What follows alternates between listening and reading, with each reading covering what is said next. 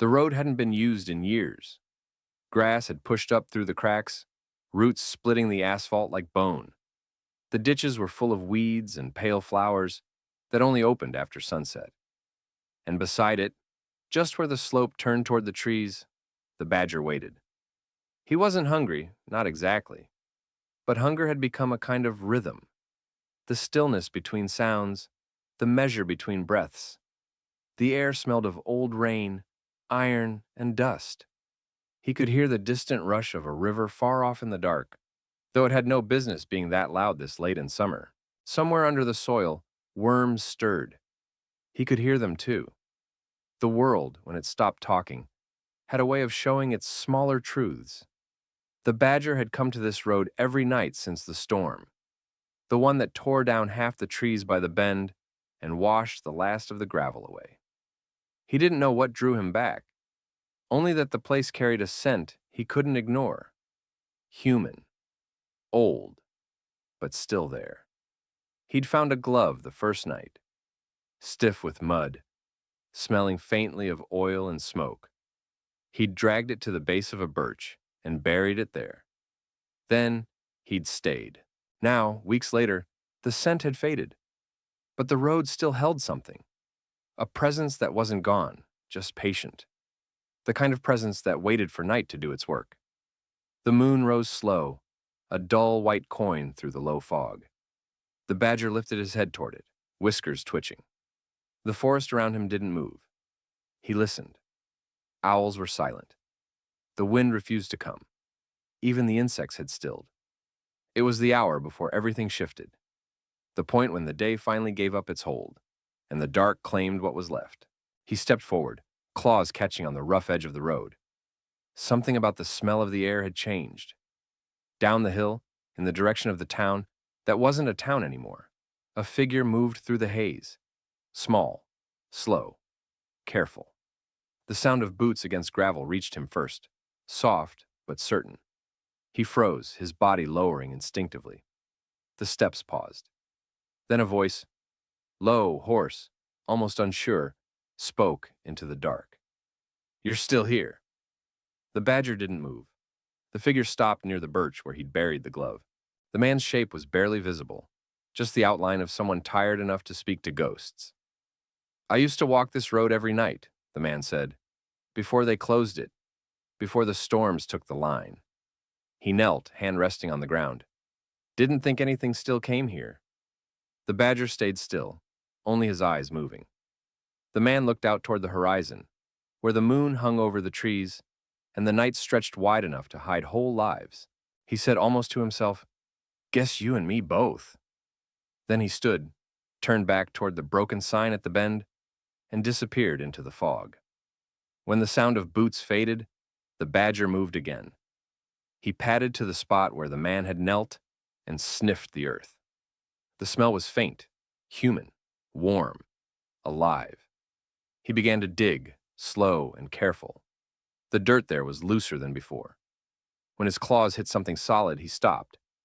It wasn't the glove. It was something heavier. A piece of metal, thin, rusted, marked with a single word he couldn't read. He pushed the soil back over it, packed it firm, then sat beside the birch again. The wind finally stirred. It moved softly down the road, carrying with it the smell of wet earth, rust, and something like rain still waiting to fall. The badger closed his eyes. And night, slow and deliberate, took its time arriving. The next night came slower than usual. The sun didn't so much set as sink, swallowed by a gray horizon that didn't want to let go of the light.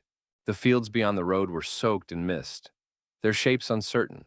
A fence here, a rusted sign there, and the badger's low den just under the birch. He emerged at dusk, blinking against the dim. His fur was damp with earth, his snout streaked with dirt. He moved toward the road with the slow certainty of a creature that knows every stone, every sound. Something had changed again. The wind was softer tonight, less empty. The scent of the man still clung to the soil. Smoke, rain, and a trace of old leather. The badger waited. The man came after an hour, walking with the kind of careful patience that only loneliness teaches. He carried a small lantern this time, its light thin and yellow, barely enough to make a path through the fog. He stopped at the birch, just as before. The badger stayed still at the edge of the ditch, low in the grass. The man crouched beside the tree, touched the soil, and let out a sound that was almost a sigh. "I buried something here once," he said quietly. "Not sure what I thought it'd mean." He brushed the dirt aside with his hand, finding the place freshly disturbed. "Guess I wasn't the only one looking." The badger's nose twitched. The man smiled faintly. "Don't worry, you were here first." He sat down on the edge of the road, legs crossed, lantern set beside him. The light made his face a collection of shadows, lines drawn deep, eyes that had spent too long searching for something in the dark. "I used to fix this road," he said after a while, "every week. Patching cracks, clearing branches. Thought it'd matter to someone." He looked out across the empty asphalt, where the grass had begun reclaiming everything. Then the flood came, and they stopped sending the trucks. Said it wasn't worth the cost. Guess they were right.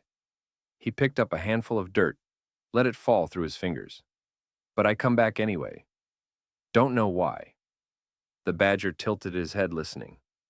The night deepened.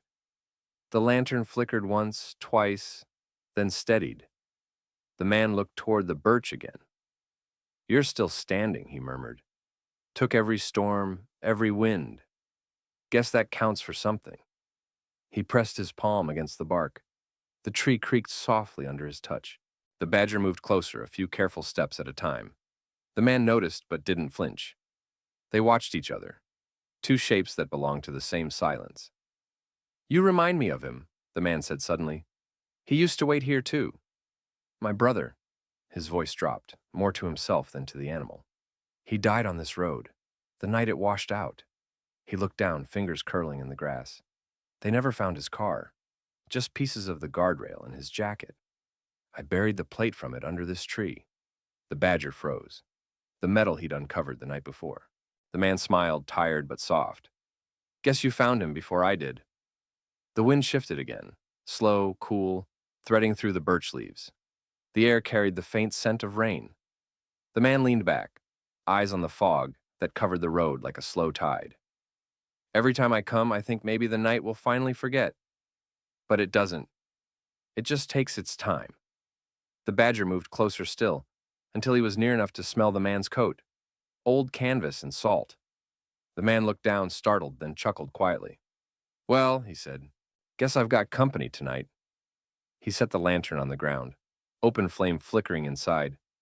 Its glow reached the badger's fur, catching the white stripes like threads of light. For a moment, nothing existed except the steady rhythm of breathing.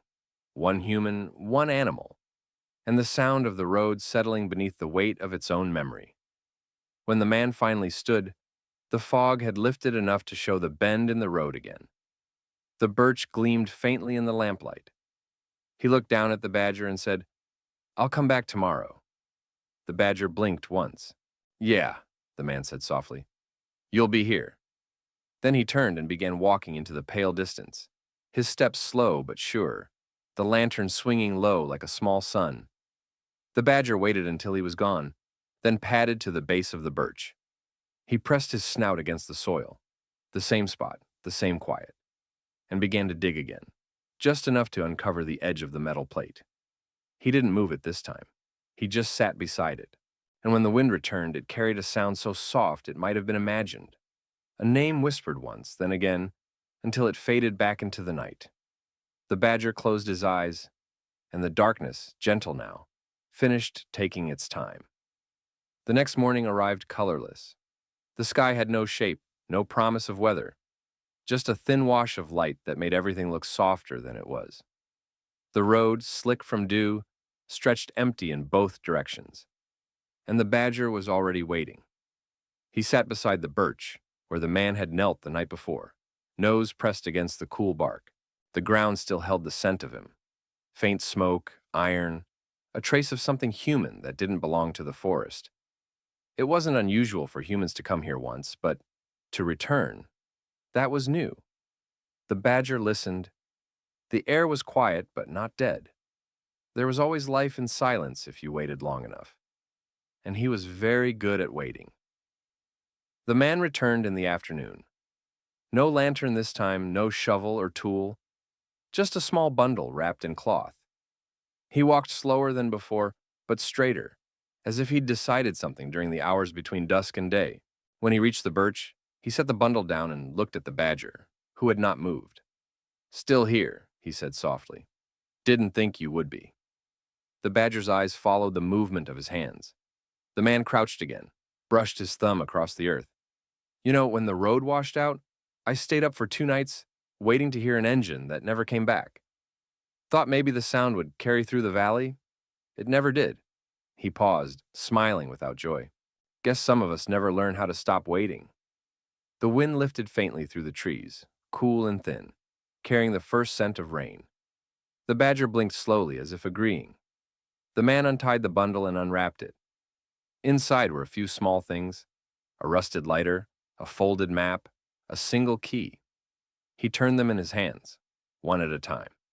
"His things," he said quietly. "What was left after they packed up the house." He set the lighter down in the dirt. "This one's mine now." The map, next. Never could make sense of it. Then the key. "And this one." He hesitated. "Now this one doesn't open anything anymore." He buried them together under the birch, near the plate. The badger watched, unblinking. When the last handful of earth fell, the man stood and brushed off his knees. "That's it," he said. "That's everything." The wind moved again, stronger this time. The birch leaves trembled, whispering against one another. For a moment, the air around them carried something alive.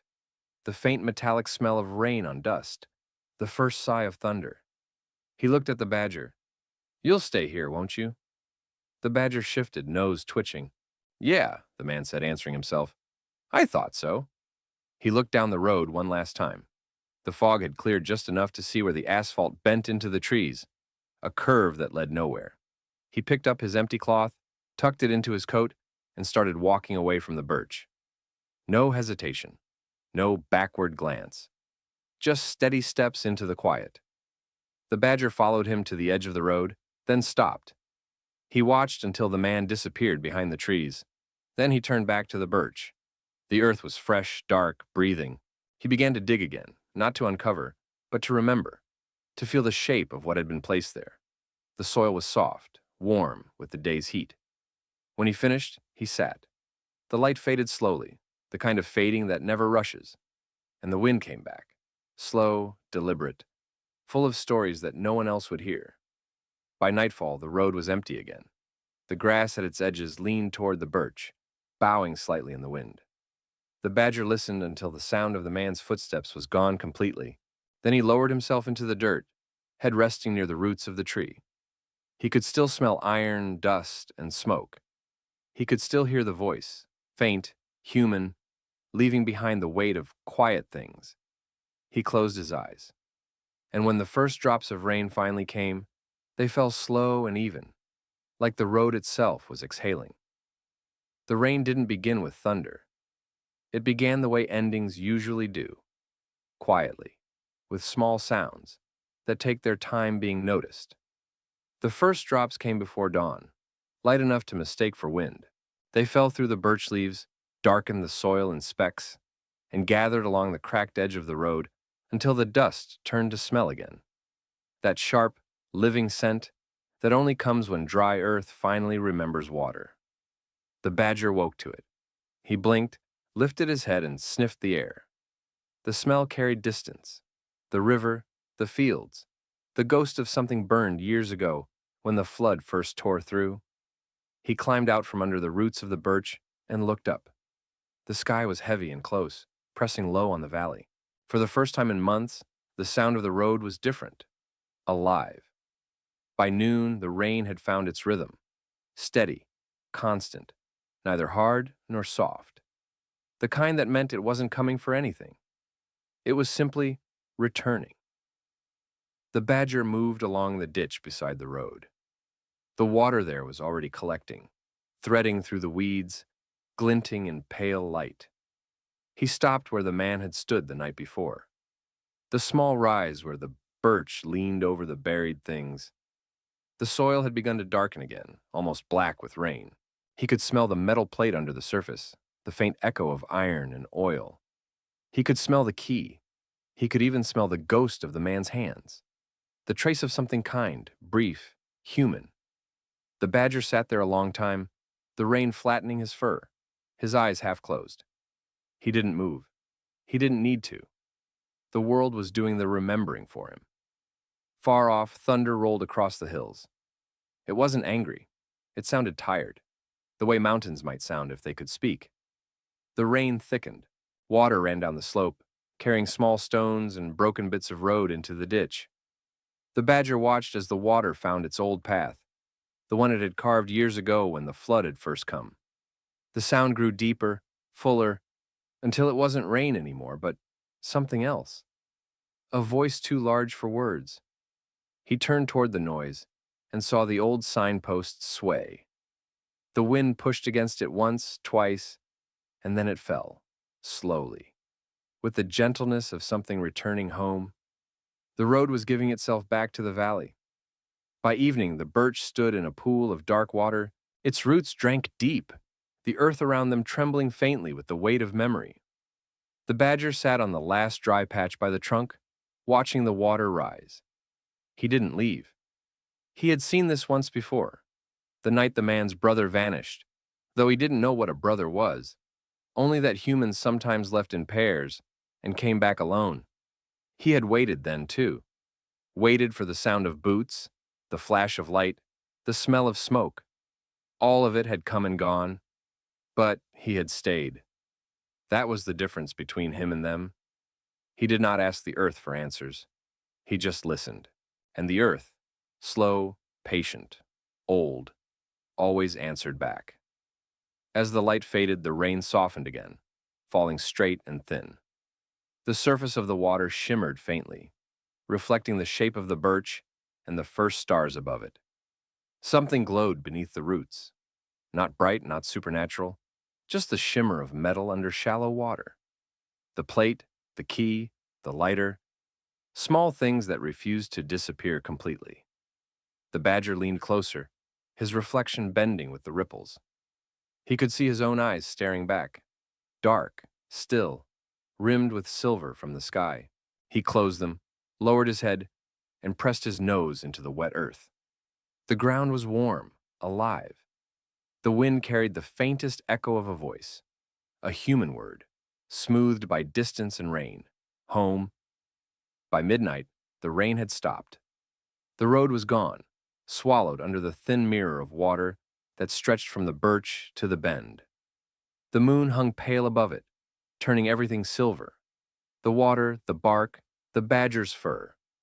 He stepped into the shallows, one careful paw at a time, and felt the cool current move around him. The sound of water against the roots was gentle, steady, the same rhythm as breathing. He stood there until the stars blurred in the surface, until the air itself smelled clean again. The man would not return. The car would not be found. The road would never dry. But the badger didn't know any of that. He only knew the world had finally finished its waiting. And night, for once, had nothing left to take its time with.